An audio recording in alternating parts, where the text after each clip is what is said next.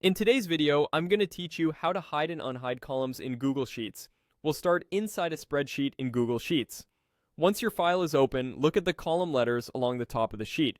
Each letter represents an entire column. To hide one, click the column letter to highlight it. For example, click C to select the whole C column. You'll know it's selected when the entire column is shaded and the letter is outlined. If you accidentally select the wrong area, just click the correct letter again to fix it. A quick tip. You can also drag across the letters to highlight multiple neighboring columns if you need to hide more than one at a time. With the column highlighted, move your cursor to the column letter area, then right-click to open the context menu.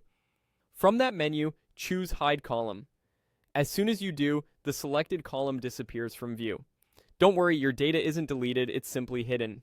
You'll notice that the column letters now skip, like going from B straight to D, and a small pair of arrows appears in the gap. That visual cue is there to remind you that something is hidden between those two columns.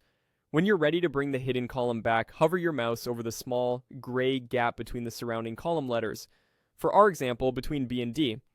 As you position the cursor over that space, you'll see a tiny set of arrows appear.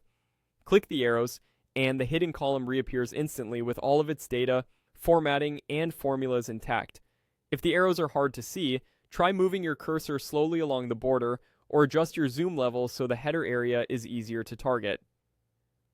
A couple of helpful notes as you work. Hiding columns is great for keeping your sheet clean when you don't need to see every field, or when you want to focus on a specific set of data while you analyze or present. You can repeat the hide action on any other column the same way. Select the letter, right-click, and choose Hide Column. And you can unhide any hidden section by clicking the arrows between the adjacent visible columns.